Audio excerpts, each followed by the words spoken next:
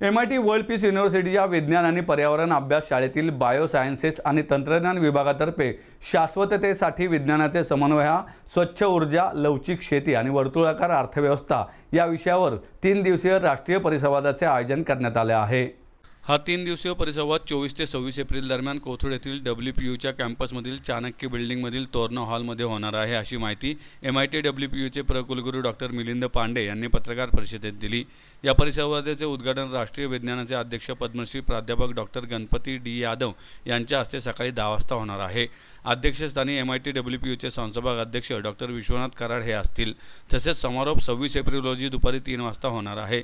यावेळी ICAR DIFRचे संचालक doctor KV प्रसाद आणि जेनोवा बायोफार्मास्युटिकल्सचे मेजर विशाल कराड उपस्थित राहणार आहेत। हा कार्यक्रम MIT WPUचे कार्यकारी अध्यक्ष डॉक्टर राहुल कराड यांच्या मार्गदर्शनात संपन्न होत आहे।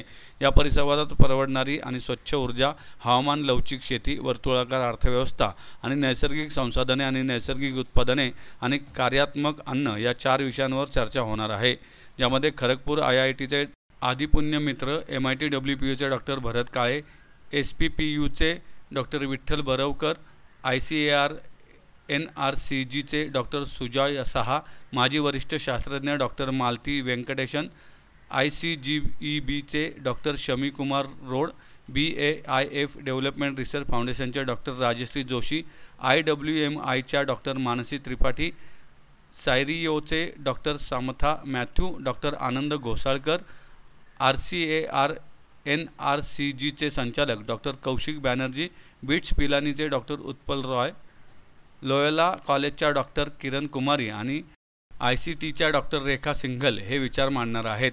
या कार्यक्रमाचा मुख्य उद्देश आंतरशाखीय सहकार्यांना व नाविन्यपूर्ण विचारांना चालना देणे आणि शाश्वत भविष्यासाठी प्रभावी भागीदारी निर्माण करणे हे आहे।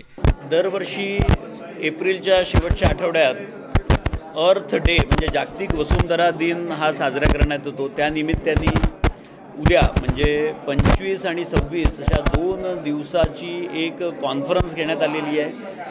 वन अर्थ वन फ्युचर, एक पृथ्वी एक भविष्य या विषयाशी संबंधित ही कॉन्फरन्स आहे। ती सगळ्यांसाठी निशुल्क ओपन आहे। याच्यामध्ये तरुण मुलांनी आपले शोध प्रबंध सादर केलेले आहेत। वेगवेगळ्या कंपन्यांनी म्हणजे प्लास्टिकपासून आपल्याला कसं वाचवता येईल, ॲग्रिकल्चर फूड जे आता दिवसेंदिवस डिग्रेडेबल आणि भेसळयुक्त होत आहे त्याला सोल्युशन काय काढता येईल, आणि न्यूट्रिशन आणि फूड, ॲग्रिकल्चर अशा 3 विषयांना धरून ही कॉन्फरन्स होते आहे।